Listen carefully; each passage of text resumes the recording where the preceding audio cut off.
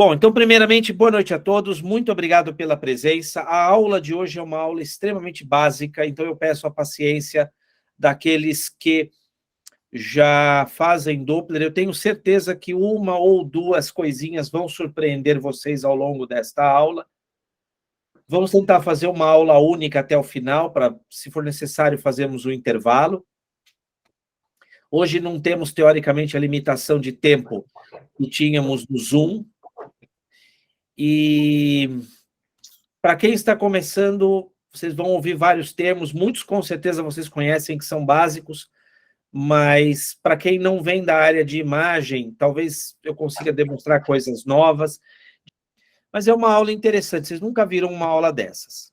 Então, boa noite a todos, para quem entrou por último, é um prazer tê-los aqui, muito obrigado pela presença, qualquer dúvida, sintam-se à vontade para interromper.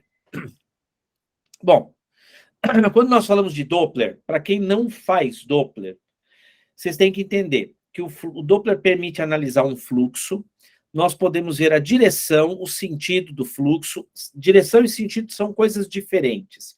Eu vou falar na próxima aula, já aí em Vitória da Conquista, a diferença entre direção e sentido. Nós conseguimos também calcular velocidade, tempo, aceleração. Então, você consegue não apenas ver o fluxo, mas de forma qualitativa, mas também consegue de forma quantitativa mensurar algumas informações. Existe um mapeamento de fluxo a cores, que é quando você liga o Doppler colorido, você aperta o botão do Doppler e você faz um mapeamento a cores. Aquela tela colorida, só com colorida, chama mapeamento colorido. Se você colocar o Doppler pulsado, que faz aquela onda e aquele barulho, aí você tem o Doppler pulsado. E tem o Doppler de amplitude, que é também conhecido como Power Doppler, que é uma variação do Doppler colorido, que ele, na verdade, geralmente não consegue diferenciar qual é o sentido do fluxo, mas ele consegue, digamos assim, atingir baixas velocidades, então ele permite você mapear espectros maiores de fluxo, você teoricamente tem maior sensibilidade. Como que nós iniciamos qualquer exame de Doppler? Um erro básico do jovem que está iniciando a fazer Doppler é querer já sair fazendo Doppler. Vocês já começam querendo apertar o botão do colorido e mapear a estrutura. Isso é um erro. Vocês precisam entender que um bom estudo de Doppler começa com um bom modo B. Então, eu tenho que achar a estrutura, ver se a estrutura tem o calibre normal, avaliar se a minha estrutura tem alguma placa, se tem alguma variação anatômica, se tem algum tumor, quando eu estou falando, por exemplo, de uma víscera parenquimatosa, um aneurisma, se eu estou falando de uma artéria, aí sim eu vou ligar o Doppler colorido e depois, por último, o Doppler pulsado, baseado na imagem do Doppler colorido. Então, por exemplo, no caso da carótida, eu vou localizar a carótida comum, vou localizar o bulbo, vou identificar quem é interna, quem é externa, vou ver se tem placas, vou medir o meu complexo médio intimal, mas o bom exame começa com o modo B. Então, no modo B, eu já vou medir o complexo médio intimal. Eu não utilizei ainda o Doppler colorido. Então, eu já identifiquei as estruturas, já vi que se tem placa, já documentei placa, já medi o complexo médio intimal, aí eu vou colocar o meu Doppler colorido. Aí eu vou ajustar todos os parâmetros do Doppler colorido, a caixa, a escala de velocidades, o ganho da cor, a frequência, tá tudo bonitinho. Olha, parece uma pintura, parece que eu peguei uma canetinha. Então, o Doppler tem que ficar parecendo uma pintura bonitinha, dessa forma que vocês estão vendo nessa imagem, e só então eu vou mirar o meu alvo, que é o Doppler pulsado, aí eu coloco o Doppler pulsado no interior do meu vaso, para obter esse espectro, essa onda que chama espectro, que pode ser um espectro arterial ou venoso. Muito bem. Então, hoje nós vamos falar da mão esquerda. Nós vamos falar um pouquinho dessa mãozinha aqui que fica no teclado. Quem faz cardio geralmente utiliza a direita. Então, entendam, nós vamos falar um pouquinho da butonologia básica. Butonologia, palavra que existe, que vem do termo inglês knobology, tá certo? Ou butoneria em espanhol, eu gosto muito desse termo butoneria. Então, nós vamos falar dos botões do aparelho.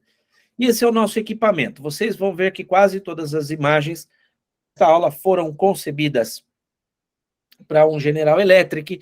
Nós vamos ter que adaptar isso para os eventuais outros aparelhos de outras marcas que nós temos. Às vezes eu não conheço o aparelho, mas os comandos são os mesmos. Então, nós temos aqui um aparelho que os vasculares chamam de geladeira. Por que geladeira? Porque não é portátil, né? O aparelho portátil é o portátil. O transdutor, que você trabalha só com o transdutor que você põe no bolso, é ultra portátil, né? E esse aqui é a geladeira, que é um aparelho grande, que ele até movimenta, mas ele tem uma movimentação limitada. Você não fica passeando, você não põe ele no seu carro, por exemplo. Você consegue andar dentro do hospital, mas não consegue, muitas vezes, sair do hospital com ele. Mas todos os comandos têm em todos estes equipamentos que eu citei, e eu vou pegar aqui como exemplo uma geladeira. Esse aqui é um E9, então nós vemos aqui o teclado, nós vemos aqui uma tela táctil, né? Uma tela sensível ao toque, que quando não está presente, isso na verdade fica de outra forma escondida no aparelho, você tem que procurar, e você tem os comandos, desde os comandos, nesse caso um aparelho que tem botões com comandos separados para Doppler colorido e pulsado, tá certo? Às vezes é um botão só que controla tudo. E 2 exemplos de transdutores aqui que nós vamos utilizar muito, então, para quem tem que pensar na compra do aparelho, tem que saber que transdutor você vai comprar. Existem transdutores multifrequenciais de banda larga. Então, o aparelho vai de 2 a 15 MHz. Tá, tudo bem, é legal, é uma boa proposta para você comprar um transdutor só. Mas se você vai investir em volume de exames, vale a pena ter 2 transdutores. Um transdutor que trabalha numa banda de frequência mais baixa, que aqui no caso é esse L9, né, L9 a 11, que ele geralmente vai de uns 5 até uns 11 MHz, e um transdutor de frequência mais alta, que aqui está exemplificado por esse L17.5, que ele vai até 15 ou 17 MHz, geralmente esse aqui 17, mas geralmente da GE vai até 15, que ele é bom para você fazer a rotina de partes moles, então fazer tireoide, fazer ombro, pequenas partes, pele. Ah, Peter, mas eu posso comprar, por exemplo, para fazer... Qual que eu vou comprar para fazer carótida? Carótida nós usamos esse aqui, tá? É um transdutor aí nessa banda aí de 9, 11 MHz, ele é muito bom para carótida. Também para femoral, né, femoral superficial, quando ela está mais profunda, quando ela está na coxa distal, que ela é mais difícil, para ver a vertebral, que é mais profunda, é muito bom, a subclávia. Ah, Peter, mas eu não posso fazer o exame de carótida com o transdutor de alta frequência? Poder você pode, mas dependendo da banda da tua frequência, se você usar esse transdutor, você não vai conseguir o mesmo resultado. Então pode ser que o teu vaso não pinte. Talvez você precise de um transdutor convexo para complementar o seu estudo, tá? Então é muito importante saber essa parte de lógica dos transdutores, porque faz diferença. Eu me lembro quando eu comecei, eu não sabia, eu usava o transdutor de alta frequência, tá, fica bom para documentar a placa, mas na hora de ver a carótida interna, eu ficava apertando o pescoço, o paciente engasgava fazendo o exame, as velhas reclamavam, ai doutor, tá me apertando muito, vou ficar sem ar, e reclama mesmo, hoje em dia o povo reclama mesmo, além disso você pode aumentar a velocidade apertando muito a artéria, então não é adequado, você tem que trabalhar com a ferramenta adequada. O que é melhor, o trator ou a Ferrari? Depende, se eu for correr uma corrida no autódromo é a Ferrari, se eu for arar o campo tem que ser o trator. A Ferrari não faz o trabalho do trator, o trator não faz o trabalho da Ferrari. Então, é a ferramenta certa no lugar certo. Essa aqui é uma foto do meu aparelho. Vocês estão pensando que essa foto aí foi cedida pela GE? Não, fui eu que bati mesmo. Né? Tá bonita a foto. Então, parece que tirou de um catálogo de aparelho. Esse é um S8 que eu trabalho no Delboni, e para mostrar que é muito equivalente à tela, tá? A gente tem um botão aqui para Doppler colorido, um botão para o modo B, para o Doppler colorido, para o Doppler pulsado e para o modo M.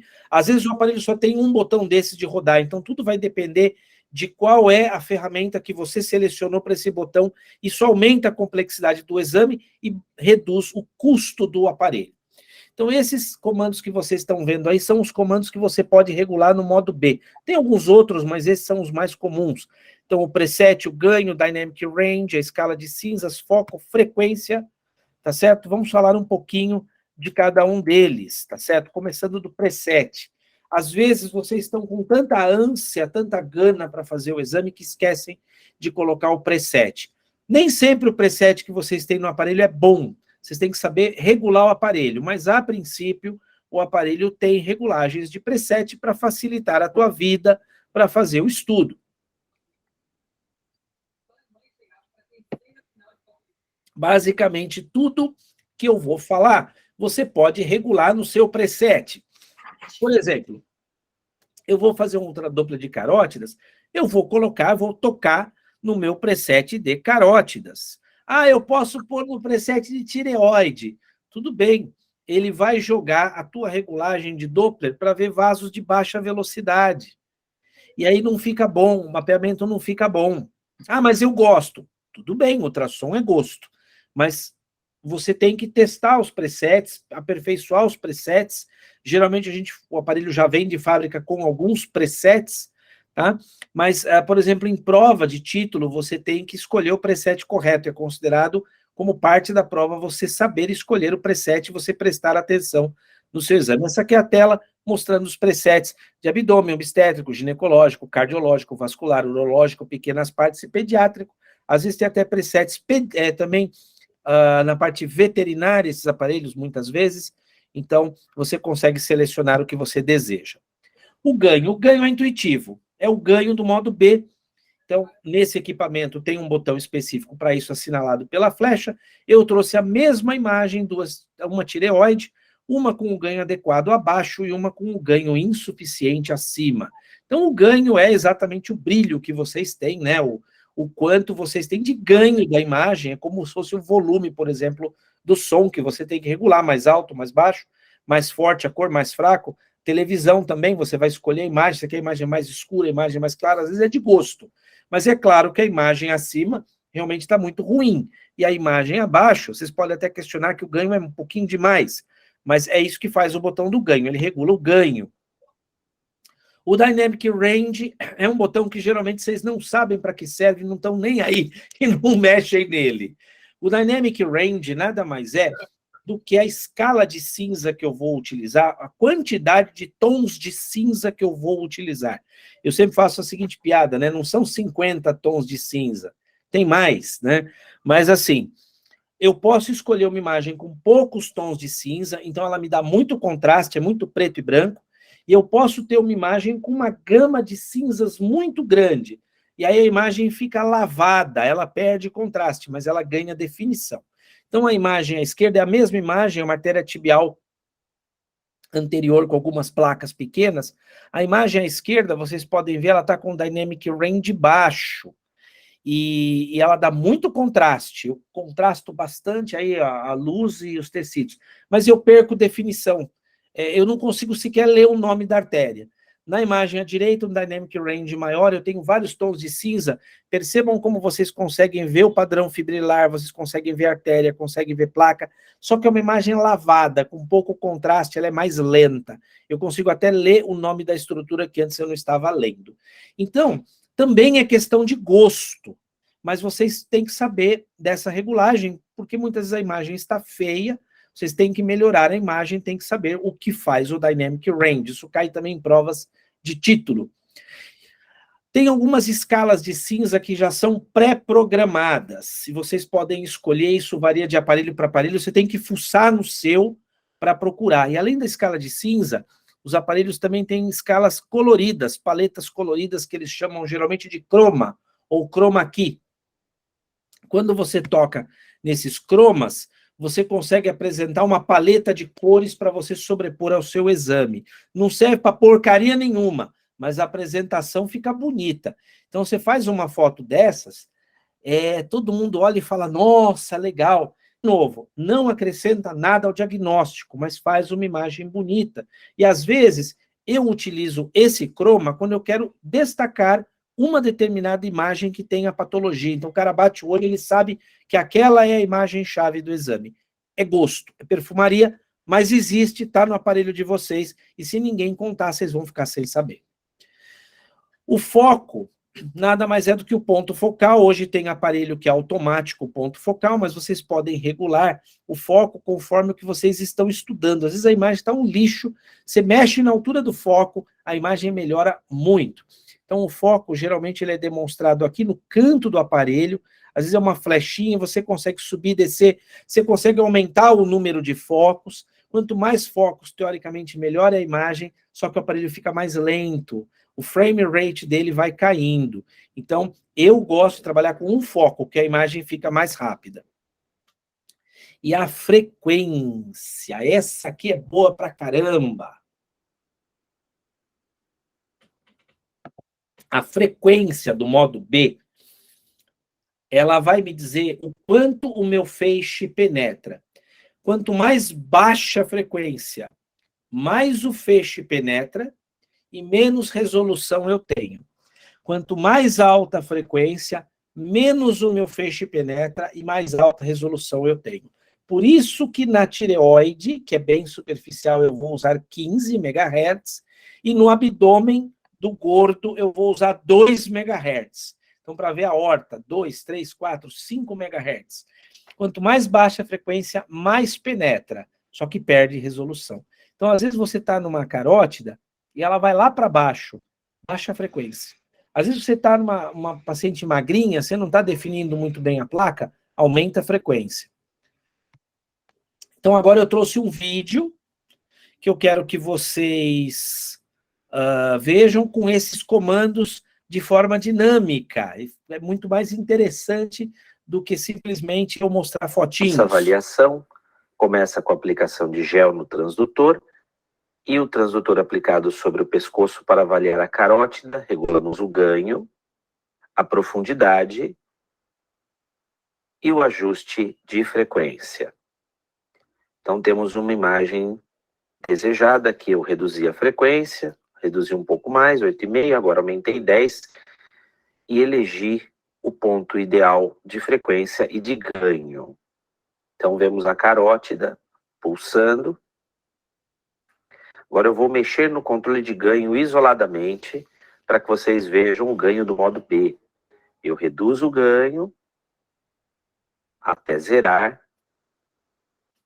e eu aumento o ganho até extrapolar. Então, é claro que a imagem ela tem um toque de subjetividade na sua apresentação, mas eu vou eleger uma imagem, um ponto de ganho que me permita avaliar bem as estruturas sem perda nem excessos. Agora o Dynamic Range, que é, na verdade, a escala de cinza ou o quanto de tons de cinza diferentes eu quero colocar. Então eu vou diminuir o número de tons de cinza e com isso eu aumento o contraste. E agora eu vou aumentar o Dynamic Range, então eu tenho mais tons de cinza, eu tenho mais definição, a imagem fica mais suave, também fica com menos contraste e mais lenta. Também é questão de gosto. Geralmente escolhemos um Dynamic Range intermediário, que permita uma avaliação rápida e com boa definição, e um nível de contraste aceitável. Agora vamos ver um outro controle do aparelho, que são os mapas de cinzas. Então eu tenho alguns mapas de cinza que o aparelho já tem algumas pré-programações, e eu consigo definir mapas diferentes. Então, o mapa D, o mapa F, o mapa G, veja que eles têm programações diferentes, níveis de contraste, de dynamic range e de ganho diferentes. Você pode eleger um deles, é mais rápido do que mexer em todos os comandos. E também temos o comando Chroma, onde você pode aplicar uma coloração a toda a sua tela. Essa coloração pode ser dourado, pode ser azul, pode ser vermelho, rosa. Isso vai variar de equipamento para equipamento. Então temos aqui dourado, azul, um violeta, um creme, um alaranjado, e novamente voltamos para as escalas de cinza. Isso é subjetivo, mas permite uma apresentação diferenciada de uma imagem. Pode ser aplicado. Voltamos novamente aqui ao reconhecimento da anatomia. Agora vamos avaliar uma perna. Então temos aqui a crosta da safena.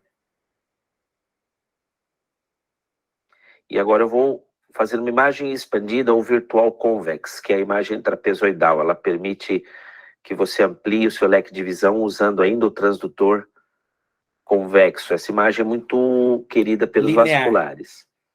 O foco, vocês vão observar à direita da tela, aquela imagem que se desloca para cima e para baixo, é o ponto focal.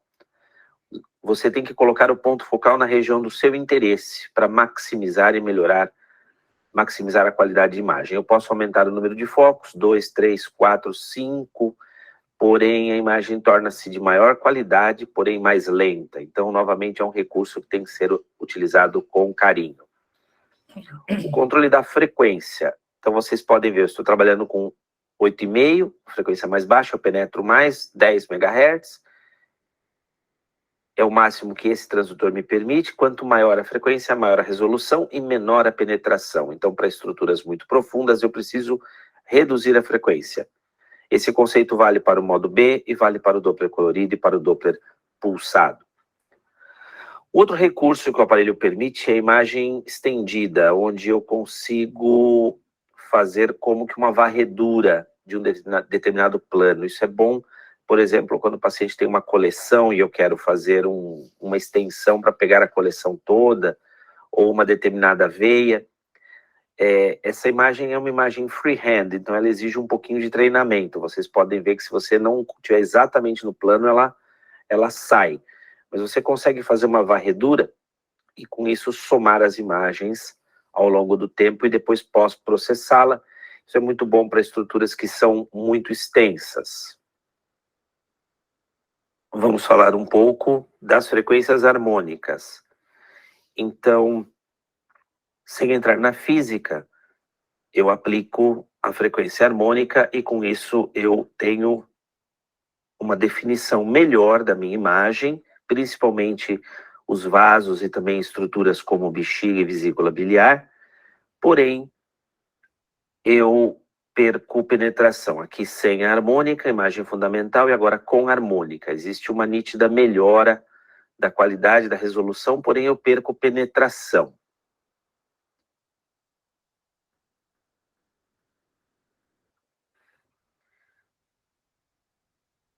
Vejam, sem harmônica e com harmônica, trabalhando com frequências diferentes, eu consigo definir melhor as paredes do vaso e a sua luz anecoide.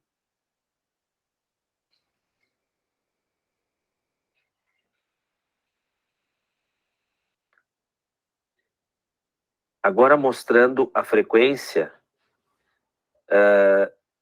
sem harmônica. Então eu consigo baixar mais, eu consigo ir para 5, 6, 7 MHz, respectivamente, e 9. Então agora trabalhando sem a harmônica, eu consigo baixar mais a minha frequência. E agora novamente eu volto para a harmônica e eu melhoro a definição. Então para pacientes que têm uma coxa muito grande, por exemplo, eu consigo tirar a harmônica e baixar a frequência. Eu perco resolução, mas eu ganho penetração.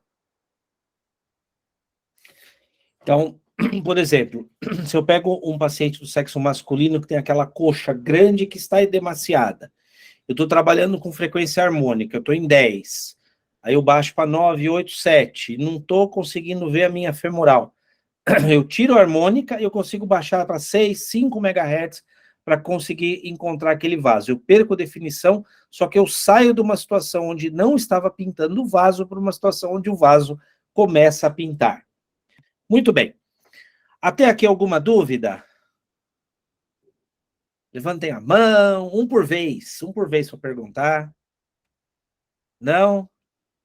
Toca o barco? Então vamos em frente. Então agora, até aqui foi só brincadeira de criança. Agora começamos a falar um pouco de Doppler propriamente dito. Então no Doppler colorido nós vamos ter controles para ganho, a escala de velocidade que é conhecida como PRF, a linha de base, a frequência, de novo, o tamanho da minha caixa, eu chamo aquilo de caixa, né, onde eu tenho a minha cor, o steering, ou estiro, ou angulação da minha caixa, que é muito interessante, porque nós vamos usar o transitor linear. Então, para quem está acostumado com o transitor de ecocárdio, para quem está acostumado com o transitor transvaginal, para quem está acostumado com o convexo, a caixa não angula, é na mão. Aqui, você pode angular a caixa para te ajudar. E temos outros comandos como acumulação e prioridade. Então, esta daqui é a caixa de cor. Vejam essa caixa de cor, tá certo? Ela pode ser reta ou ela pode estar angulada. E essa angulação, ela vai permitir que eu obtenha um ângulo Doppler adequado, sem entrar na física, mas é muito importante que eu trabalhe com ângulos entre 0 e 60 graus. E essa angulação da caixa me permite alcançar esses ângulos, porque, na verdade, meus amigos, é como se fosse o seguinte, a imagem que vocês estão vendo em modo B, ela é criada aqui em cima, ó, aqui está o transdutor, aqui em cima. Então, todas as imagens do modo B, elas saem ortogonais. Elas descem ortogonais. Então, o feixe que é criado aqui, ele desce dessa forma. O feixe que é criado aqui, ele desce dessa forma. Quando eu angulo a caixa de cor, somente os feixes envolvidos na formação da imagem Doppler, eles são defletidos. Então, por exemplo, o feixe que foi criado aqui, para o Doppler, ele vai descer com esta angulação e vai vir para cá. E ele vai ter esse ângulo em relação ao vaso. Ele não é mais ortogonal. Então, eu gero duas imagens e sobreponho uma sobre a outra. Uma com a cor e uma com a imagem fundamental do modo B. Então, aqui nós temos uma caixa adequada. Tem uma regrinha que diz que o eixo do vaso deve estar alinhado ao maior eixo da caixa, que é esse aqui. Eu tenho uma regra mais fácil que diz, corrija o ângulo, se o ângulo estiver entre 0 e 60, está tudo bem. Por exemplo, esta caixa, ela é uma caixa inadequada, porque no momento que eu corrigir o ângulo, eu vou ter um ângulo de 90 graus. E o ângulo de 90 graus, na fórmula do Doppler, a resultante é 0. Vocês veem que quase essa caixa não pinta. Então, ela é uma caixa inadequada. Quando eu faço o espectro dessa forma, fica um lixo. Vou mostrar mais para frente. Aqui é uma outra caixa que também está a 90 graus. Vejam, aqui o vaso estava angulado, aqui nem angulado o vaso está. O vaso está paralelo à pele e a caixa está a 90 graus. Então, eu tenho uma ambiguidade direcional, parece o Mar Vermelho, parece que Moisés foi lá e dividiu o Mar Vermelho. Um lado vai para vermelho, um lado vai para azul.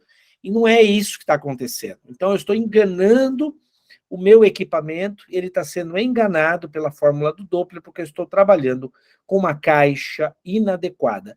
Isso vai ficar mais claro quando vocês puserem a mão na massa.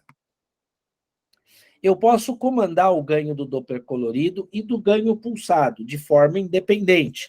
Aqui, no caso, o excesso de ganho do Doppler colorido. E se eu reduzir demais o ganho do Doppler colorido, eu fico sem ganho de Doppler e vou pensar que o meu vaso está ocluído. O meu vaso não está ocluído, ele tem fluxo, só que eu estou regulando o ganho de maneira inadequada. E o PRF é a escala de velocidades. Vasos de alta velocidade, eu vou precisar de uma escala alta. Vasos de baixa velocidade, eu preciso reduzir a minha escala. Eu tenho que trabalhar com a escala adequada para cada momento, tá certo? Então, aqui eu tenho 3 imagens, atentem-se ao Doppler colorido. Tá? A imagem da esquerda é uma carótida que está com o PRF da cor baixo. Então, eu tenho um fluxo laminar, as lâminas de maior velocidade estão no centro, e como a minha escala de velocidades está baixa, eu pego as lâminas de velocidade mais baixa em vermelho, e as lâminas de velocidade mais altas em azul. Chamamos esse fenômeno de aliasing, ou aliasing. O aliasing, ou aliasing, como eu gosto de falar mais fácil, é um artefato que me demonstra o ponto de mais altas velocidades. Ele é útil, mas eu preciso trabalhar com a regulagem correta. Aqui a regulagem está inadequada. Então, eu tenho um aliasing que me traduz uma lâmina bidirecional de fluxo que não existe dentro da carótida. Então, o que acontece? O aparelho, ele quer codificar tudo em vermelho, só que ele não consegue, porque a escala está baixa. Então, ele joga para a escala seguinte, que é azul. Então, eu tenho cores em vermelho e azul e estou enganando o aparelho. Tá? Isso é muito importante. A imagem à direita tem a regulagem adequada, é o mesmo vaso aqui. Então, o que acontece? O exemplo de cima e de baixo é o mesmo. Então, se eu tenho a regulagem adequada, eu vou mapear o meu vaso todo em vermelho, o sangue está todo indo no sentido correto, ou seja, quando eu tenho essa escalinha aqui, vermelho e azul, a cor de cima representa quem se aproxima do transdutor. E a cor de baixo, quem se afasta do transdutor. Se eu baixar demais a minha escala de velocidades, eu engano tanto o aparelho, eu gero tanto aliasing, que o vaso fica azul. Ele não consegue jogar o vermelho. Isso eu posso mostrar na prática para vocês, regulando o aparelho ao vivo. Então, você tem que saber a regulagem adequada para você não cair nesse truque, porque a imagem de cima é uma falsa imagem que me dá a entender que a artéria está invertida. Ela não está. A imagem de baixo com a regulagem correta mostra que o fluxo é ascendente, ok? Acumulação. A acumulação ela vai mudar de nome conforme o equipamento. No equipamento da GE, ela chama acumulação. Eu acumulo as cores na tela para tentar pintar melhor o meu vaso. Ele vai ficar mais lenta a imagem, mas eu consigo acumular desde 0 até infinitos pixels coloridos ao longo do tempo. Eu vou mostrar no vídeo para vocês também. A frequência, nós falamos de frequência do modo B. Ah, Peter, mas eu já sei da frequência do modo B, eu já sabia. Sim, mas você também pode regular a frequência independente do Doppler colorido. E eu confesso para vocês que eu tomei um susto quando eu vi isso a primeira vez, e quando eu falo isso para quem não sabe, a maior parte das pessoas não sabe, elas ficam encantadas. Como assim eu consigo baixar a frequência do color também independente? Consegue, porque vocês podem ver aqui na tela, a navegação é sempre por abas ou por páginas. Eu tenho a frequência na página do modo B, e eu tenho a frequência na página do Doppler colorido que está aqui, e eu tenho também a frequência no Doppler pulsado. São comandos independentes. Por exemplo, vejam esse vídeo. Essa aqui é uma artéria femoral. Eu estou trabalhando com o Doppler colorido, e agora eu estou falando da frequência do Doppler colorido. Está em 6 MHz. Vejam esse vídeo, como pinta. Pinta, mas pinta bem meia boca. O que vocês fazem? Vocês apertam a coxa, vocês aumentam o ganho até estourar, vocês xingam a pessoa que vendeu o aparelho para vocês. Estou brincando, mas a grande verdade é que não pinta, vocês ficam apertando a perna. Um recurso que você tem é baixar a frequência do Doppler colorido, que é exatamente a próxima imagem que eu fiz com 3 MHz. A mesma imagem, a mesma coxa, no mesmo minuto, no mesmo ponto, só que eu toquei no botão de colorido, olha só como ficou. Olha só, olha que maravilha, a mesma artéria. Então é diferente, faz diferença e dá um salto de qualidade no seu exame. A prioridade é um comando também que vocês não sabem que existe, ele é libertador quando vocês descobrem. Lembram que eu falei que o aparelho faz uma imagem de modo B e uma imagem de Doppler colorido e sobrepõe. O threshold, ou prioridade, é o quanto eu vou deixar a cor ser mais importante que o modo B, ou quanto eu vou permitir que o modo B se sobreponha ao Doppler colorido. Geralmente, nós trabalhamos com prioridades na casa de 60%, 70%, 80%. Vou mostrar no vídeo para vocês agora. Vocês ouviram bem o áudio do vídeo anterior? Sim. Então, vamos ouvir esse aqui. Agora dos controles do Doppler colorido. Então, aqui um mapeamento de artérias e veias femorais, onde nós vamos aplicar o Doppler Color e surge uma caixa, que é a nossa caixa de cor. Essa caixa de cor, ela vai indicar, percebam que ela tem um controle ao lado vermelho e azul, então tudo que está na cor de cima, no caso vermelho, se aproxima do transdutor, e tudo que está na cor de baixo, neste caso a cor azul, se afasta do transdutor. Eu posso trabalhar esta caixa de cor mexendo, por exemplo, no seu tamanho, reduzindo o tamanho, e com isso o mapeamento fica mais rápido, porém eu tenho uma área menor de mapeamento, e eu consigo mexer na sua posição. O inverso também é verdade, eu aumento a caixa, eu mapeio uma área maior, porém a imagem fica mais lenta. Essa caixa também pode ser angulada para a esquerda e para a direita, conforme a necessidade que é direcionada pelo eixo do meu vaso, como foi falado em aula teórica. Então, aqui vamos trabalhar com o eixo ideal para esta artéria femoral superficial. O próximo controle é a escala de velocidades, ou PRF. Percebam ao lado que tem uma escala de cores, está marcando ali 10 e 10. Então, eu vou mexer nessa escala, eu vou subir essa escala, e à medida que eu subo nessa escala, eu vou mudando o ponto da escala de velocidades, e com isso eu consigo mapear velocidades mais altas, sem a presença daquele aliasing. Então, velocidades mais altas, eu preciso de escalas de velocidades mais altas. Percebam que a veia sumiu, porque a veia tem baixas velocidades. Então, quando eu reduzir o meu PRF, quando eu reduzir a minha escala de velocidades, a veia voltará a aparecer como agora neste momento em que vimos um pouco de fluxo venoso. Um comando que vocês não conhecem é que o próprio Doppler colorido tem também uma linha de base. Então eu consigo jogar a linha de base para cima, e aqui eu vou mapear apenas em tons de vermelho e amarelo, eu suprimo o azul, e o contrário também é verdade. Existem poucas aplicações para isso, mas só para vocês saberem que eu também consigo mexer na linha de base aqui toda em azul, e agora voltando para o centro. Então eu mexo na linha de base do Doppler pulsado, mas também mexo na linha de base do Doppler colorido. Agora vamos falar da acumulação. Acumulação é um comando que poucos de vocês sabem, e ele pode mudar de nome conforme o equipamento. Eu consigo escolher o tempo que eu seguro a cor na tela. Então aqui eu tenho 0,2, meio segundo, eu consigo 1 segundo, dependendo do aparelho 1,5 segundos, e até mesmo acumulação infinita, onde a cor não sai da tela mesmo que eu mexa a minha mão. Então aqui, por exemplo, eu vou fazer uma acumulação estendida, então eu seguro artéria e veia na mesma tela, e se a acumulação for infinita, até mesmo quando eu tirar o transdutor, eu mantenho a cor na tela, como neste exemplo. Ou seja, eu consigo reter a cor por mais tempo, isso para o bem e para o mal.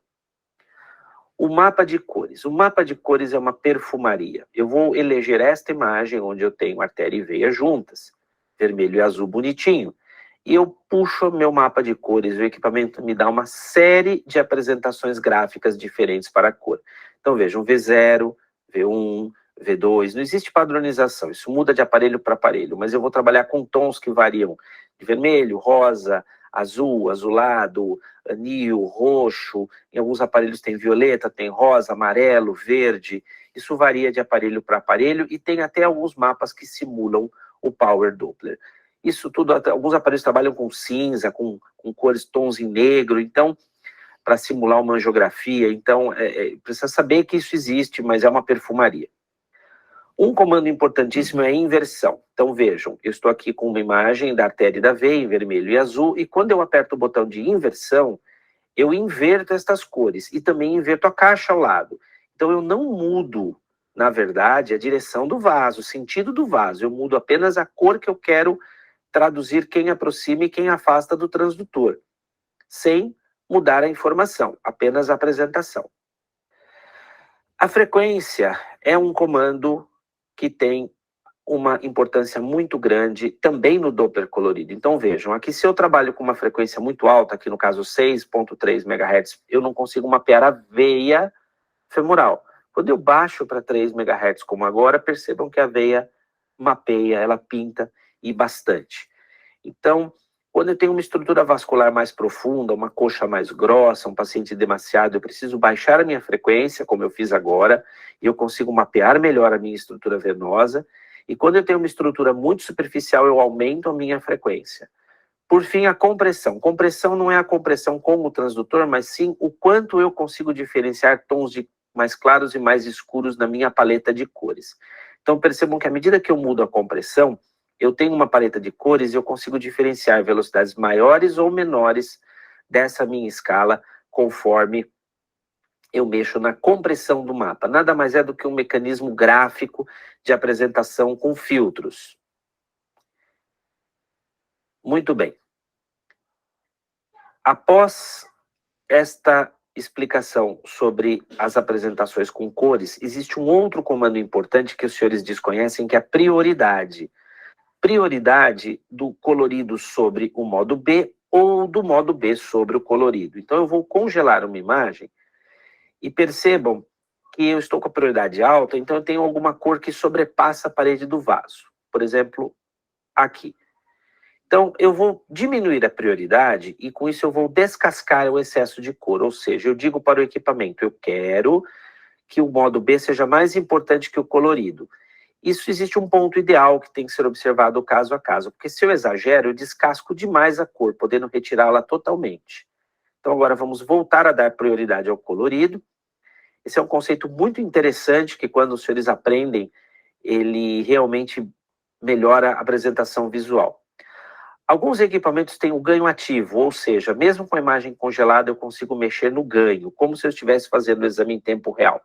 Não são todos os equipamentos que têm esse recurso, é necessário que tenha dados brutos ou DICOM para aquisição das imagens. Além destes recursos de ganho, existe a supressão do flash. Então, alguns equipamentos trabalham com um tipo de filtro que permite suprimir esse artefato que vocês veem, essas cintilâncias que vocês veem fora do vaso, que é o flash. Isso ocorre quando o paciente fala, quando você mexe a mão, quando tem excesso de ganho ou quando tem alguma interferência eletromagnética.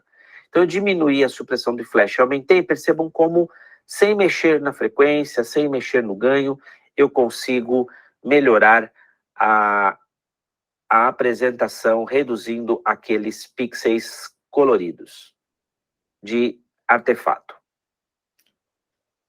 Muito bem. Vou chamar a atenção da prioridade. Aqui eu estava falando da prioridade, né?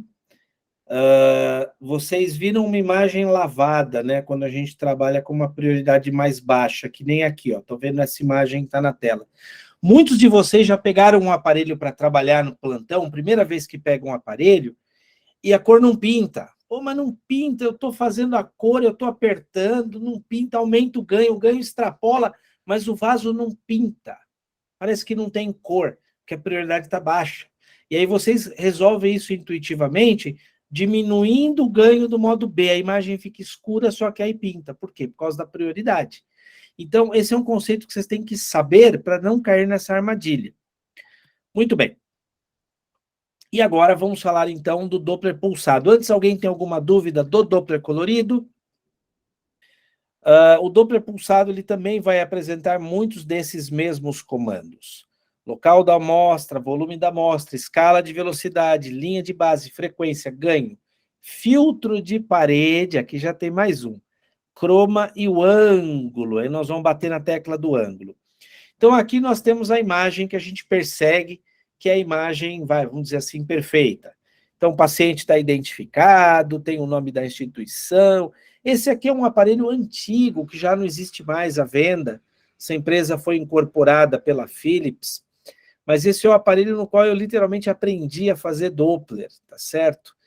Então, eu tenho uma certa saudade. Se vocês visitarem o Museu de Ciências e Tecnologia da cidade de Salzburg, terra natal do nosso querido Christian Andreas Doppler, vocês vão encontrar a carcaça desse aparelho, o HDI 5000, lá, passando vídeos sobre a vida de Doppler. Então, essa é a imagem que nós consideramos ideal, porque você tem um modo B, você tem um Doppler colorido, mapeamento, ele está perfeito, ele está pintado o vaso, então ele é anatômico, você não tem aliasing, a sua amostra está no centro do vaso, o volume de amostra é pequeno, e você fez um espectro com o ângulo correto, vejam que o ângulo aqui está 52 graus, ele não precisa ser 60, ele tem que ser igual ou menor que 60. E o espectro que nós fizemos aqui, ele é um espectro anatômico desse fluxo, e ele tem o interior dele vazado, então ele é chamado de uma janela limpa, significa que não tem turbulência, é um fluxo laminar e nós estamos pegando a lâmina central que tem as velocidades mais altas. Então essa é a imagem que nós temos que perseguir do nosso vaso. Vejam agora, é o mesmo vaso, a mesma modelo, feita no mesmo minuto, no mesmo aparelho, só que agora eu estou com a caixa inadequada. Vejam que eu estou totalmente inadequado na minha caixa, estou batendo a 90 graus o vaso, olha como o espectro ficou uma porcaria. Essa velocidade não é confiável. Ah, Peter, mas está marcando 56 graus, mas é uma marcação mentirosa, porque quando o ângulo está correto, esta linha que vocês veem aqui, ó, essa linha, esse cursor, ele está alinhado à trajetória do sangue. Então, se ele estiver na linha da trajetória do sangue, eu posso confiar no número. Aqui ele está alinhado, então se eu fosse uma hemácia, eu estaria passando aqui dentro. Neste caso, essa linha não traduz a trajetória do sangue. O sangue ele não está fazendo esta trajetória. Então, esse ângulo, além de ele estar incorreto, ele é mentiroso. Se eu corrigisse o ângulo aqui, ele bateria 90 graus. Então, está totalmente inadequado. Esse é o erro que mais se cometem em estudos de carótida.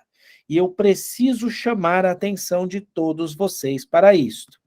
Aqui um exemplo do espectro normal e agora um exemplo com um volume de amostra grande. Nós chamamos o volume de amostra, ou gauge, né? Ou sample volume, dessa abertura que você dá no cursor para você pegar um volume de amostra. Então, percebam como um volume de amostra pequeno, eu tenho um fluxo laminar sem turbulência. Um volume de amostra grande que pega todo o vaso, eu pego várias lâminas de fluxo, e elas vão preenchendo e borrando essa janela, vão sujando essa janela e simulam uma turbulência. Isso tem valor para a carótida? Hoje em dia não tanto, mas no passado nós usávamos isso como critério para subclassificar as estenoses abaixo de 50%. Então, uma janela limpa ou com borramento parcial, se tivesse placa, nós diríamos que era uma estenose de 1 a 15%. Um borramento total da janela traduzia uma estenose de 16 a 49% baseado na física. Mas não muda a conduta, isso caiu por terra. Mas é importante que vocês saibam, porque sempre vocês vão prestar um concurso, o examinador vai cobrar um volume de amostra pequeno. Geralmente é uns velhos chato que nem eu, né? A gente cobra, tem que trabalhar com volume de amostra pequeno. Eu já hoje abro mão disso, mas eu tenho que ensinar o correto é trabalhar com volume de amostra para artéria pequeno, salvo na medida do volume de fluxo que eu vou falar mais para frente.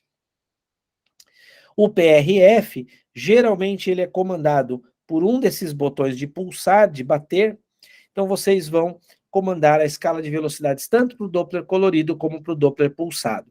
Aquele aliasing que vocês viram no Doppler colorido e que se traduzia como faixas azuis no interior de um vaso vermelho, aqui no espectro, ele se traduz como esse espectro que não cabe na tela, e aí o aparelho não tem o que fazer com o resto do espectro, ele pega e joga no andar de baixo. Então, o resto, o bico daqui, o chapéu dessa curva, está aqui embaixo. Isso é o aliasing no Doppler pulsado. Como que eu corrijo? Aumentando a escala de velocidades para fazer essa imagem aqui. Percebam que essa escala aqui, ela mapeava até 40 centímetros por segundo à esquerda. À direita, ela mapeia até 120. Então, na verdade, a escala é só fazer caber a minha curva. O aparelho faz a curva. Só que eu preciso dizer qual que é a escala para ele colocar esse desenho dentro da minha escala. A linha de base é mais fácil de entender no Doppler pulsado, que é a linha de base. Então, é essa linha aqui onde está baseado o meu pulsado. Aqui ela está boa, aqui ela está muito alta, também me gerando aliasing. Aqui ficou mais claro de entender o aliasing. Você não cabe em cima, você joga para baixo. Então, isso é importantíssimo, isso vocês vão usar em todos os estudos de Doppler de vocês, para o resto da vida, não só em carótida, mas também em membro inferior, em aorta ilíaca, em artérias renais, em fígado, enfim, em tudo. E a frequência, de novo, ela também pode ser alterada quando vocês estão com muita dificuldade de pegar o espectro de um vaso profundo, mas vocês estão ouvindo que tem fluxo, baixa frequência, às vezes o espectro fica melhor, fica mais bem desenhado. O ganho é intuitivo, aqui eu tenho um excesso de ganho, então se antes eu tinha um ganho bom, agora eu tenho um ganho exagerado, simulando um fluxo turbulento, simulando um borramento da minha janela sistólica, simulando um ruído. O filtro de parede. O filtro de parede é um comando que vocês não sabem para que serve, e quando sabem para que serve, não sabem onde está localizado. Geralmente, vocês não mexem no filtro de parede. E realmente o filtro vai fazer pouca diferença, mas ele tem que ser ensinado. Então, o filtro de parede é um comando que vai suprimir baixas velocidades ao redor, como dizem em espanhol, da minha linha de base. Então, o que que eu fiz? Vocês estão vendo nessa imagem, eu estou mapeando o nada. Eu pus gel no meu aparelho, liguei o Doppler colorido, liguei o Doppler pulsado e pus ele para mapear um fluxo que não existe, porque não estou em nenhum vaso. Eu estou segurando o transdutor com gel. Então, esse fluxo que tem aqui, ele não existe. Isso aqui é ruído. Então, eu vou aumentando o meu filtro até suprimir esse ruído. Só que se eu exagerar, eu posso suprimir informação. E na imagem da direita, eu fui baixando o meu filtro até conseguir voltar ao estado que eu estava antes. Então, por exemplo, quando que isso é útil? Aqui eu tenho uma veia esplênica, e vocês estão vendo algumas batidas aqui perto da linha de base. Isso é chamado de artefato de clutter, que é a batida da artéria mesentérica ali perto. Então, se eu aumento o filtro, eu consigo matar essas pequenas batidas. Se eu aumentar demais, eu mato o vaso. Onde que eu vou encontrar isso? Na artéria vertebral. Olhem aqui os golpes que a artéria vertebral dá quando eu estou com o filtro baixo. Eu aumento o filtro na imagem da direita, melhorou o meu espectro. Mudou a informação? Não, não mudou a informação, a velocidade vai ser a mesma, mas a apresentação fica mais adequada. Então, é um recurso que é poucas vezes empregado por vocês, mas vocês têm que saber que existe. Croma. O croma do pulsado também é uma perfumaria, eu só ponho uma corzinha no meu pulsado, mas eu confesso para vocês que a apresentação gráfica fica muito bonita, fica muito elegante, e às vezes torna-se a marca registrada da pessoa. Eu faço os meus exames todos com croma, eu não gosto do espectro branco. Geralmente eu uso o espectro do preset do meu aparelho dourado, mas no mês de novembro eu faço os exames todos em rosa, né, por causa do outubro rosa, em novembro azul, eu faço espectros em azul, e aí falo isso para paciente, para cliente, elas adoram, elas ficam felizes, né, eu estou fazendo espectro em branco, aí eu falo, senhora Márcia, olha, para a senhora, nós estamos agora no mês de outubro rosa, vou fazer especial para a senhora um exame bonito, em rosa. Ela dá risada, eu toco no croma, aparece o espectro rosa. Ai, doutor, nossa, ficou bonito mesmo. Então, é um marketing, é uma brincadeira, é um mise-en-scène que se faz durante o exame, mas é uma perfumaria, mas precisa saber que existe, ok? Velocidade de varredura ou sweep speed. Sweep speed é uma velocidade de varredura, é o quanto tempo você vai varrer a sua tela com o Doppler pulsado. Então, às vezes, você vai fazer um exame, por exemplo, de artérias renais de uma criança, pede para prender a respiração, o teu sweep speed está super baixo, o teu aparelho está gravando 12 segundos de espectro. Aquilo nunca vai preencher a tela, a criança não segura a respiração, fica um lixo. Então, o que você faz? Você aumenta a velocidade de varredura, que é o que eu fiz. Então, aqui à esquerda, eu tenho 8 segundos de varredura. Eu peguei o mesmo espectro e eu estiquei ele para 3 segundos de varredura e eu completo toda a lacuna, apresentando um exame com uma qualidade gráfica melhor. Então, para você, é o mesmo espectro. Essa imagem estava congelada, inclusive. Eu consigo mexer nisso congelado. Faz diferença. E eu posso controlar a velocidade de varredura aumentando e diminuindo, fazendo com que o meu exame tenha uma varrida mais rápida ou que eu consiga uma varrida mais lenta com mais espectros. Ângulo. Agora nós vamos falar um negócio sério. Eu já expliquei para vocês o ângulo, mas eu vou repetir. Esse cursor tem que estar alinhado à trajetória do sangue e o valor do ângulo tem que estar entre 0 e 60 graus. Não precisa ser fixo a 60 graus. E aí eu vou mexer na minha caixa, vou mexer na minha mão, vou mexer no meu vaso, até conseguir uma combinação que me permita trabalhar com esse ângulo de 60 graus. Então aqui eu estou com o ângulo totalmente inadequado, porque o meu cursor não representa a trajetória do sangue. Aqui eu nem corrigi o ângulo, ele está marcando 0, mas o ângulo aqui seria 90. Olha a ambiguidade direcional. Vocês lembram do mar vermelho, vermelho e azul? No Doppler pulsado, se apresenta como espectro acima e abaixo da linha de base. Vocês acham que o sangue estava fazendo assim no vaso? De jeito nenhum. Então, isso é uma mentira, uma falácia, que é uma fake news que é passada porque o ângulo estava inadequado e a fórmula do Doppler ficou totalmente equivocada. Então, resumo, espectro normal, ângulo correto, espectro inadequado, ângulo inadequado. Para terminar, tem alguns comandos que os aparelhos permitem fazer. Você pode mexer na diagramação do exame, colocando a tela maior para o colorido, maior pulsado em cima e embaixo, e também você consegue trabalhar com o duplex e o triplex. Então, quando você trabalha em duplex, geralmente você trabalha só com o Doppler colorido, e aí você alterna para o pulsado, tendo mais qualidade. Quando você trabalha com os três ao mesmo tempo, colorido, modo B e pulsado, se o aparelho não for um aparelho top de linha, o processamento dele é insuficiente para executar essas três funções ao mesmo tempo rápidas.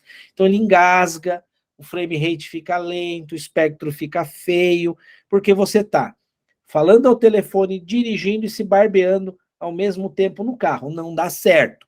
Então é preciso fazer uma tarefa por vez para o aparelho conseguir executar.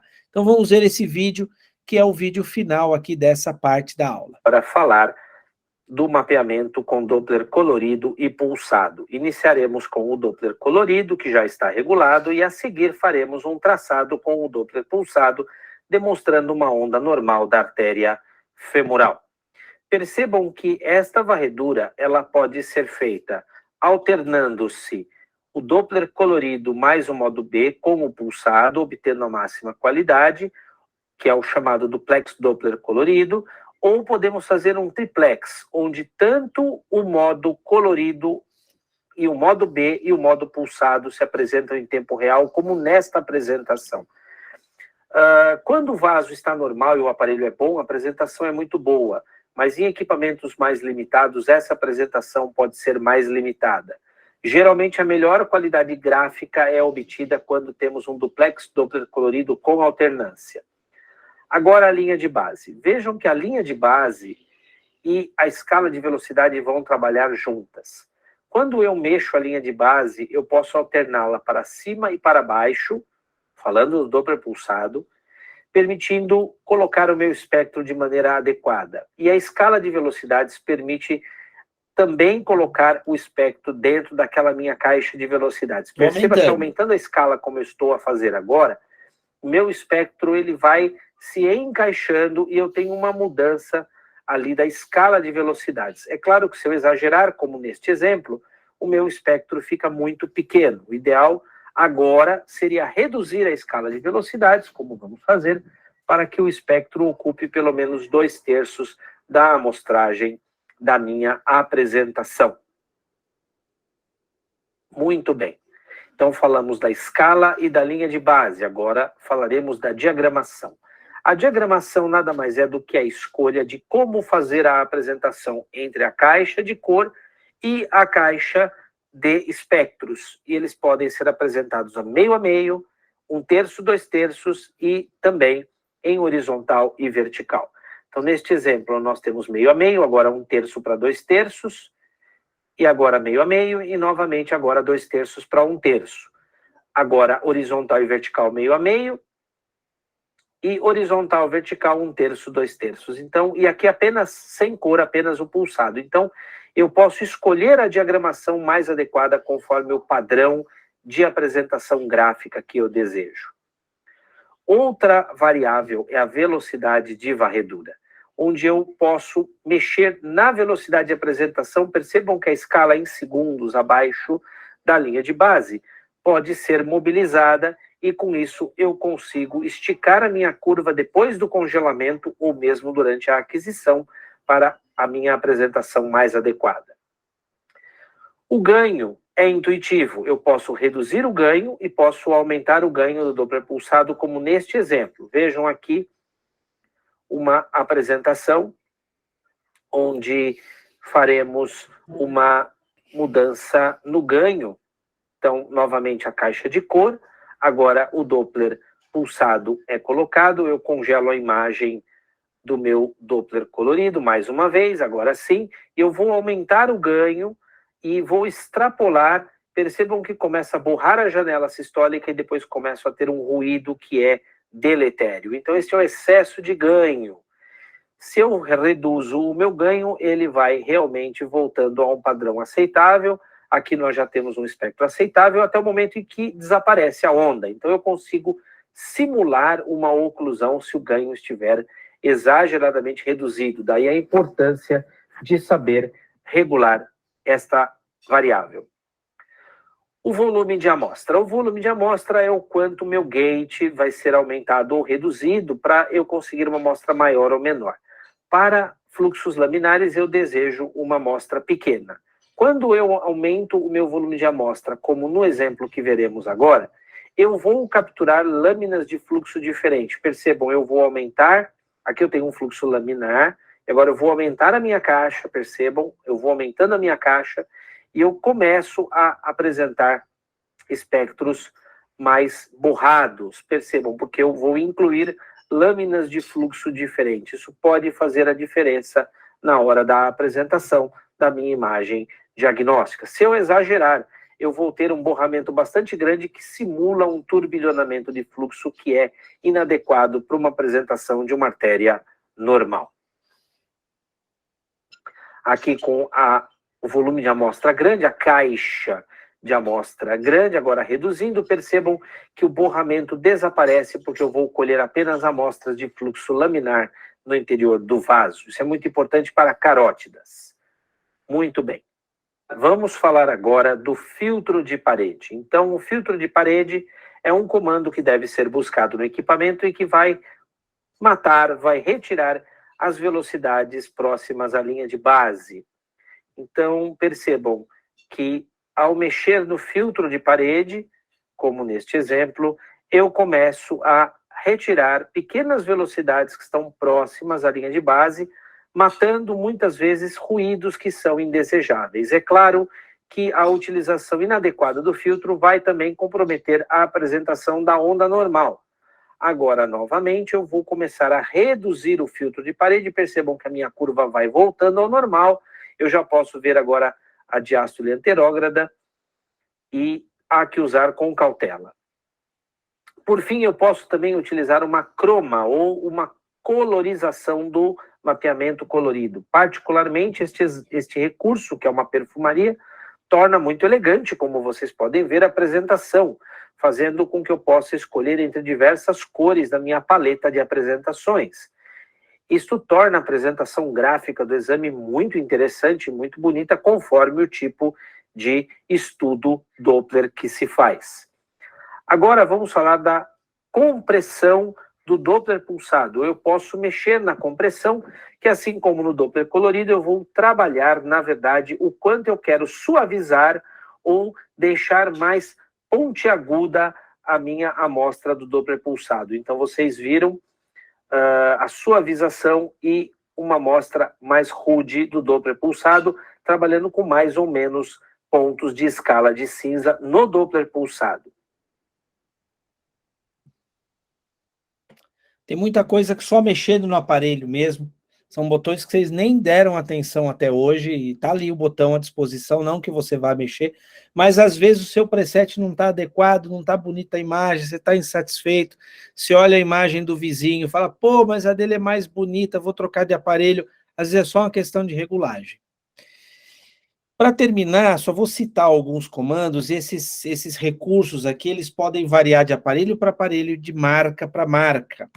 Mas, por exemplo, nós temos uma tela que chama split screen, no caso da GE, no Toshiba eles chamam de Twin View, onde você parte a tela e você consegue ter a mesma imagem em modo B e em Doppler colorido lado a lado. Isso é interessante em algumas situações, como, por exemplo, nessa transformação cavernomatosa da veia porta, que eu consigo mostrar onde tem fluxo, onde não tem, em nódulos da tireoide, e às vezes quando eu quero mostrar o fluxo que tem ao redor de uma placa. No GE, é só apertar os dois botões ao mesmo tempo, da esquerda e da direita, que ele faz isso. No Toshiba, ele tem um botão chamado Twin View. No Samsung também tem um botãozinho ali que ele faz as telas geminadas. Então, aí cada aparelho tem o seu jeito. Olha que bonito. Você consegue mostrar o vaso no modo B e no Doppler colorido, tá certo? Ao mesmo tempo, um lado a lado. E agora ele vai me travar. Não era para travar, porque no teste hoje funcionou bem.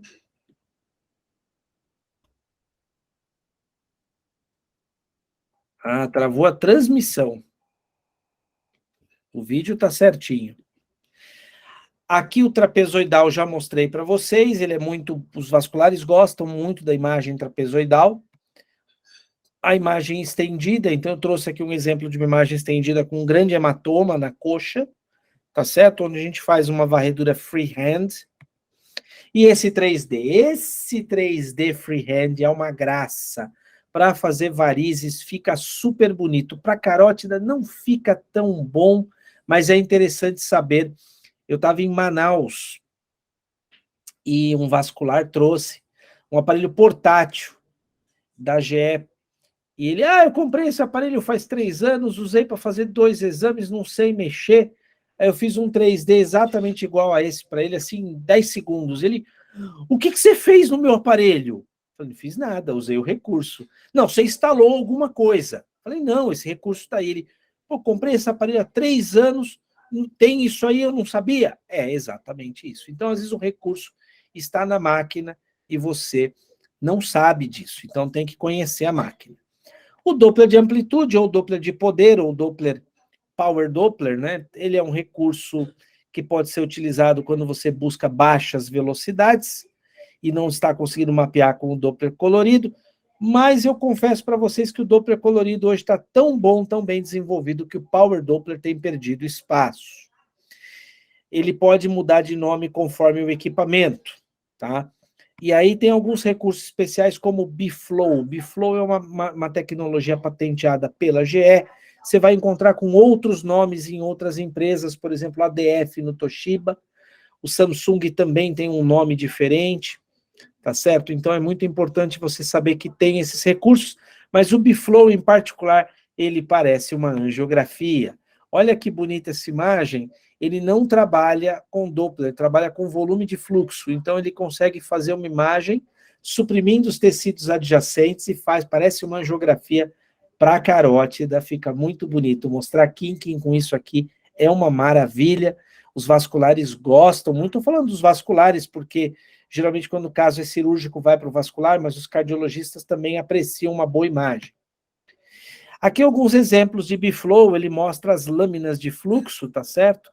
A gente tem o Biflow colorizado, como vocês veem nas duas imagens violetas, e o Biflow puro, essa imagem abaixo à esquerda é a circulação intrarrenal, então você consegue ver as lâminas de fluxo. Aqui no caso do streaming, ele realmente está passando bastante lento para vocês, então aqui essa imagem realmente eu não fui muito feliz de mostrar.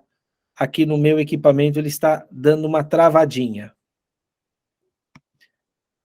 E o contraste por microbolhas também, você precisa ter um preset para o contraste de microbolhas, e você injeta o contraste por microbolhas. Aqui um outro exemplo do Endoleak, aquele que eu mostrei antes para vocês com o Power Doppler era um Endoleak.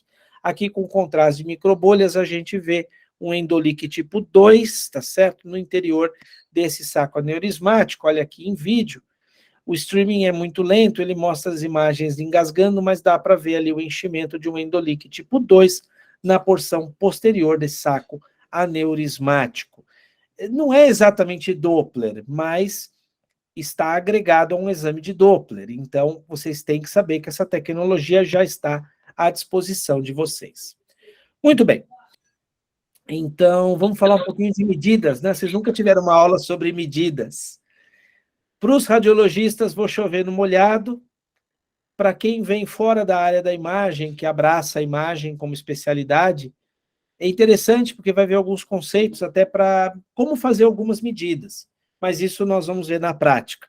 Então, nós temos 2 tipos de medida, aquelas que dependem do ângulo e que nós vamos chamar de vetoriais, e aquelas que não dependem do ângulo, eu posso trabalhar até com o ângulo errado, que a medida vai estar correta. Então, por exemplo, a velocidade de pico sistólico, que é a mais importante que nós vamos usar no estudo Doppler de carótidas, ela depende do ângulo. Se eu errei o ângulo, eu errei o pico sistólico, errei o exame de carótidas, é 0 e falta, se tiver processo, eu perco a causa. Simples assim. A velocidade, ela é medida no pico sistólico, então eu venho aqui no pico e eu meço o pico sistólico. A velocidade diastólica final, como diz o nome, é a velocidade no final da diástole. Nós vamos usar essas duas para o nosso Doppler de carótidas. Agora, uma medida que é muito interessante, que chama TAMAX. Esse nome muda de aparelho para aparelho. mas ele é o time average das velocidades máximas. Ah, Peter, então é uma média das velocidades. Não, não é a velocidade média. É uma média de todas as velocidades máximas que eu tenho no meu espectro. Quando que isso é útil? Isso é útil quando, por exemplo, nessa veia porta, eu quero saber a velocidade. Ah, Peter, é só medir o pico sistólico. Não, não é artéria. Então não tem pico sistólico. Ah, mas você pode medir um ponto, como aqui. Tudo bem, mas o que seria academicamente uma velocidade representativa do fluxo na porta? Então você desenha esse envelope de curvas aqui, você mede ponto por ponto, você pede para o aparelho te medir ponto por ponto, e ele faz uma média. Por quê? Porque a velocidade na porta flutua com a respiração e com o ciclo cardíaco. Então, eu quero uma velocidade que seja representativa. Ele calcula para mim. Então, por exemplo, aqui um pequeno vídeo, onde eu tenho, eu vou fazer um desenho do meu Tamax, tá certo? Isso pode mudar de aparelho para aparelho o nome, mas eu vou fazer um desenho onde eu meço as minhas velocidades, o aparelho vai acumulando velocidade por velocidade, e aí ele vai fazer uma média. Percebam ali em cima que ele me dá a velocidade máxima, que é o pico sistólico, 79, ele me dá a diastólica final, que é 27, e aí ele me dá a velocidade, o Tamax, que é uma média de todas as velocidades ao longo do tempo, tá certo? Não é a velocidade média. Eu não peguei 79, somei com 27 e tirei a média. Não. Ali daria 50 e pouco essa conta. Então, o Tamax, na verdade, é uma velocidade representativa se essa artéria ou veia tivesse um fluxo constante para manter o volume de fluxo, que velocidade ele teria. Então, é interessante esse conceito, ele vai ser útil em algumas situações. Então, aqui, por exemplo, eu peço para o aparelho, eu chego para o aparelho e falo, queridão, calcula para mim aí o Tamax, a velocidade dessa veia porta. E eu peço para ele fazer o cálculo automático e ele, plá, vai me desenhar a curva por um período de tempo e calcula para mim, vejam, não é nem o pico, nem o final, porque também não é artéria, é veia, mas ele me calculou uma velocidade de média, uma média das máximas de 20. Por que eu não estou falando velocidade média? Porque a velocidade média é um conceito que vem daqui a pouco. O índice de resistência, que vocês já ouviram muito falar, o índice de resistência é interessante, porque eu posso calcular a resistência na artéria carótida interna e externa para diferenciar uma da outra, e o índice de resistência, ele nada mais é do que uma subtração do pico sistólico, da velocidade diastólica final, eu faço uma menos a outra, dividido pela velocidade de pico sistólico.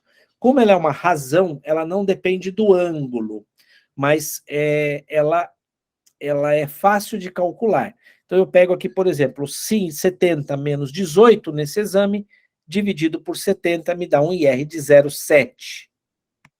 É muito bom, por exemplo, no Doppler de artérias renais. É muito bom, por exemplo, na tireoide, né, para algumas coisinhas. Na carótida, para ajudar a diferenciar um vaso do outro, pode ser.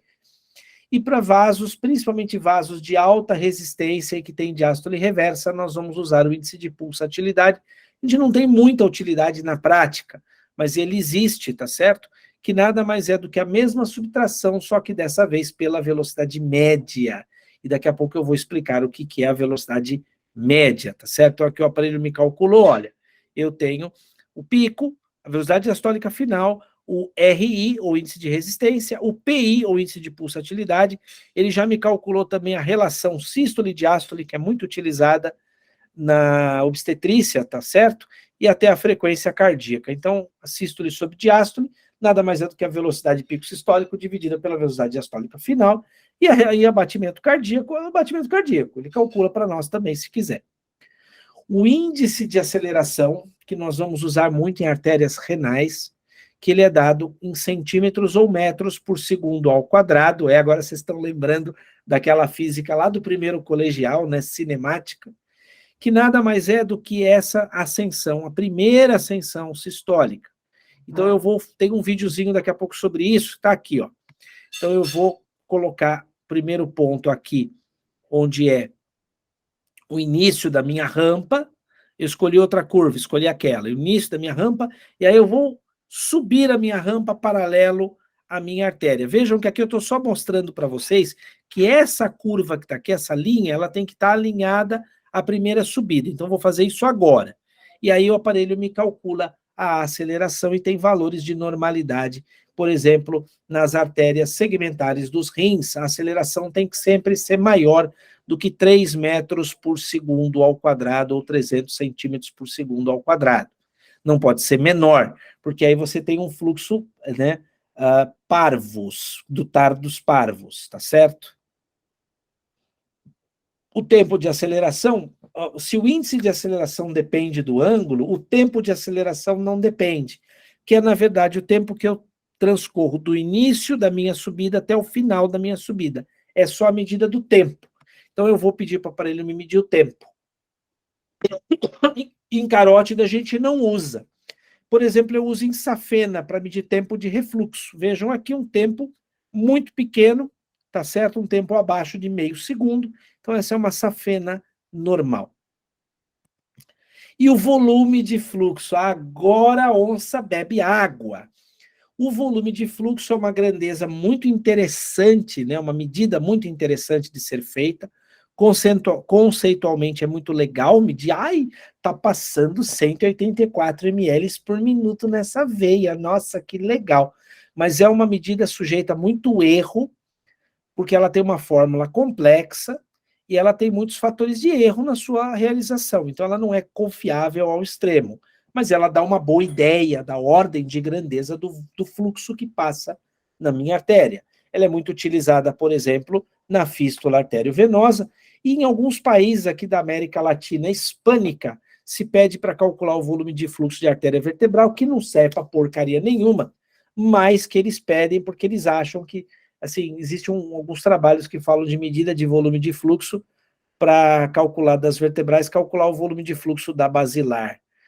E na prática não é bem assim, não funciona, não rola, mas se alguém te pedir algum dia para calcular, vocês vão saber como fazer. Então, vocês estão vendo que tem uma curva verde aqui em cima, que é o Tamax, e tem uma curva aqui dentro, num verde mais claro, que é a velocidade média, é a média das velocidades médias, é essa velocidade que eu vou utilizar para fazer o meu cálculo de volume de fluxos. No caso, o aparelho vai fazer para mim. Então, eu tenho que fazer a amostra com a janela aqui, o gate grande, o volume de amostra grande. Preciso pegar pelo menos 2/3 do meu vaso, o ângulo tem que estar correto, eu tenho que ter o diâmetro da minha veia ou da minha artéria, e eu faço isso sem o Doppler colorido para realmente não errar no diâmetro do vaso, e o aparelho calcula para mim o volume de fluxo.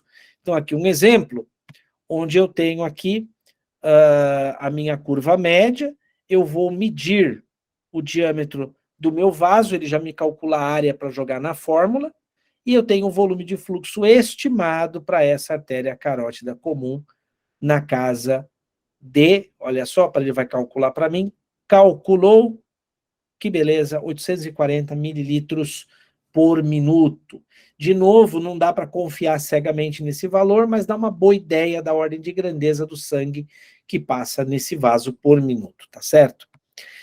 A frequência cardíaca, como eu falei, o aparelho pode calcular para você, para nós não tem muita utilidade na carótida, mas é interessante. E eu posso pedir para o aparelho me medir automático, ou eu posso medir manual. Então, você tem que saber onde ligar e desligar esses recursos para a sua vida prática. E quando você tem um recurso de medida automática, você pode escolher quais são as grandezas que você mede. Então, às vezes, diminui o tempo do seu exame. No caso aqui, por exemplo, eu vou pedir para o aparelho, calcula para mim a medida automática. Olha, eu estou com a velocidade média ali, eu não quero a média, né, o Tamax, eu não quero, eu quero pico sistólico, eu quero a velocidade diastólica final, calcula para mim. Então, eu tenho que saber no aparelho, eu vou lá no menu de configuração do cálculo automático. Vamos lá, aparelho, vocês vão ver a flechinha indo lá para cima aqui, onde tem o cálculo automático. E aí eu chamo, olha, eu não quero esse MD aí, eu quero pico sistólico. Eu ponho o pico sistólico, pum, ele já me calcula o pico sistólico. Aí eu posso deixar isso de padrão, ele vai calcular para todas as artérias, diminuindo o tempo do meu exame em todos os pacientes. Ah, eu quero a velocidade diastólica, eu quero o índice de resistência, e eu quero, sei lá, o tempo de aceleração, o volume de fluxo, e ele já vai calculando para mim. Ele só o volume de fluxo não calculou porque precisa da medida do diâmetro, aí eu tenho que fazer na mão, não tem jeito. Isso vai variar um pouquinho de aparelho para aparelho, mas todo aparelho tem esse recurso, tá certo? O importante é saber que existe e procurar, e até mesmo aproveitar o application quando ele está na sua clínica para você obter essa informação, ou então você pode pedir para o Peter tentar descobrir para você, fazer um vídeo, fazer um tutorial, pode olhar no meu YouTube tem alguns tutoriais, não tem muita coisa, eu estou ainda fazendo, mas enfim, devagar a gente vai conseguindo. Mas, por exemplo, você chega para mim, Peter, eu tenho um aparelho da Siemens, eu preciso aprender a calcular o volume de fluxo. Rapaz, eu vou lá no Siemens, que eu tenho um Sequoia no HC, eu vou fazer para você, eu vou descobrir, eu vou te mandar o vídeo. Ah, Peter, mas não é um Sequoia, é outro. Eu vou pegar o cara da Siemens, o meu colega que faz a parte de aplicação clínica, ele vai arranjar um vídeo para a gente vai conseguir isso para você. O importante é que você optimize a sua imagem e ganhe tempo. Muito bem. Outros pós-processamentos que nós temos, nós podemos fazer muito disso ao vivo com a imagem congelada. Eu vou fazer isso muito ao vivo com vocês, com a imagem congelada, para ganhar tempo e ter uma imagem mais bonita, não precisa fazer 2, 3 aquisições. Isso é muito importante, exame venoso, para não ter que apertar 3, 4 vezes a perna da paciente, que ela fique irritada. Então, se você fez uma aquisição e dá para pós-processar, você pós-processa, faz uma imagem bonita, elegante, e aperta a paciente uma vez, ela fica feliz e você também. Não esqueçam da navegação por abas. A navegação por abas é o segredo para encontrar os caminhos. Então, tem gente que reclama do equipamento porque não acha o comando. Você tem que ir na aba correta. Seja uma aba sensível ao toque táctil, seja uma aba comandada por uma flecha, seja uma aba comandada por um menu. Menu, submenu e submenu.